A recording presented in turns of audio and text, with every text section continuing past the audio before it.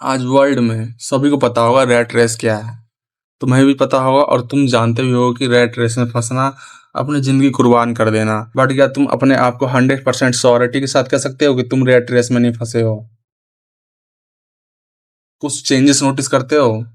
चलो मैं आज तुम्हें ना इसी चेंजेस के बारे में बताना चाहता हूँ कि क्या क्या चेंजेस होते हैं जब हम ये जान जाते हैं कि हमें रैट रेस को फॉलो नहीं करना है। और इस चेंजेस से पहले तुम थोड़ा सा रैट रेस का कॉन्सेप्ट समझ लो। तुमने भले ही बहुत सारा देखा है, लेकिन मैं थोड़ा अलग तरीके से बताना चाहता हूँ कि रैट रेस एक्चुअली में है क्या। अगर मैं सिंपल एग्जांपल लूँ तो तुम अगर मान लो आज फ़ोन खरीदते हो तो अगली बार तुम उतने रुपए का ही फ़ोन नहीं लोगे, तुम उससे महंगा लेने की कोशिश करोगे।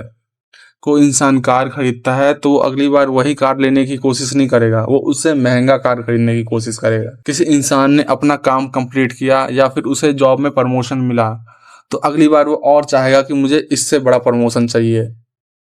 और यही ट्रेडमिल होता है जिस पे हम चलते हैं। साइकोलॉजी में इसे कहते हैं हेडनिक एडेप्टेशन, या फिर तुम इसे कह लो हेडनिक ट्रेडमिल। तो अब इतना तुमने समझ लिया कि ये होता है तुम्हारा रैट रेस का थोड़ा सा छोटा सा सार। इससे ही सारी चीजें चलती है। लोग हैप्पीनेस का ड्रग लेते हैं लेकिन उस चीज का आदी हो जाते हैं।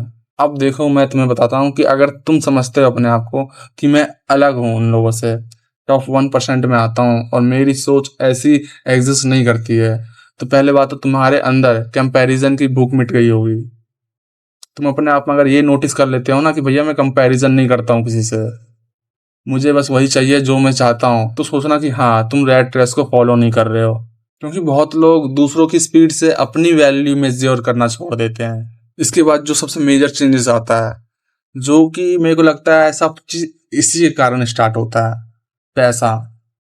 उस समय जो इंसान रेट रेस से बाहर निकल जाता है, जो देखता है रेट रेस को अपने आंखों से सामने होते हुए, उसे पैसे की भूख नहीं रहती है। वो बस पैसे को टूल की तरह समझता है, क्योंकि ऐसे इंसान को पता रहता है कि यार सिर्फ अर्न करना मेरे लिए अच्छा नहीं है, बल्कि एक मीनिंगफुल लाइफ जीना भी मेरे लिए कुछ मायने रखता है। और उसके बाद तुम्हारे दिमाग में एक चेंजेस और आएगा कि प्रोडक्टिविटी को लेकर, कि तुम जब भी अपने आप को बिजी देखोगे देखोगे कि मैं उलझा हुआ हूँ काम में, तो तुम ये नहीं मान लोगे कि मैं प्रोडक्टिव हूँ। एक्चुअली में यहाँ पर एक इल्यूजन क्रिएट होता है कि हम सोचते हैं कि अगर हम बिजी हैं, हम भाग दौड़ कर रहे हैं, फिजिकल एक्टिविटी कर रहे हैं, तो हम प्रोडक्टिव वर्क कर रहे हैं। बट बिजी रहना यहाँ प्रोडक्टिव नहीं होता है, क्योंकि इस जगह पर तुम्हें समझ में आता होगा कि हर मूवमेंट प्रोग्रेस नहीं होता है। और साथ में सॉलिट्यूड कभी भी तुम्हें डराएगा नहीं, बल्कि इससे तुम्हारा डर कम होगा, क्योंकि उस समय तुम्हें अकेला रहना पनिशमेंट बिल्कुल नहीं लगेगा।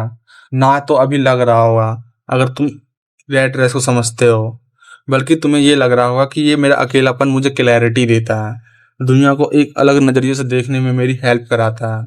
तो ये कुछ चीज़ें हैं जो तुम्हें इन सभी चीज़ों से बाहर निकलने के बाद समझ में आएगी और फील होगी, या फिर फील होती होगी। और अगर ऐसा फील होता है तो सोच लेना कि हाँ तुम उन टॉप 1% की ओर आगे बढ़ रहे हो। बिकॉज कई लोगों में एक वहम पैदा हो जाता है कि हम 1% में हैं, बट सब कुछ होता है इनके अपोजिट जो मैंने अभी तुम्हें बताया। वो कहते हैं कि ब्रो मैं तो अपनी मर्जी करता हूँ, बट अपनी मर्जी की नहीं कर पाते हैं। वो कहते हैं मैं नो बोलना जानता हूँ, मना कर देता हूँ जो चीज़ बुरी लगती है, बट वो नहीं बोल पाते हैं। तो ब्रो यहाँ पर तब तुम्हें समझ में आ गया होगा कि तुम्हें कैसा फील होता है और तुम किस लूप में फंसे हो। क्या तुम हेडनिक ट्रेडमिल में चल रहे हो, या फिर तुम उसको बाहर से देख रहे हो? क्योंकि बाहर से देखने वाला अब खुद को रीबिल्ड कर रहा होगा अपने उस वाले वर्जन को देखने के लिए, जो वर्जन वो सोच रहा है अपने माइंड में क्रिएट कर रखा है।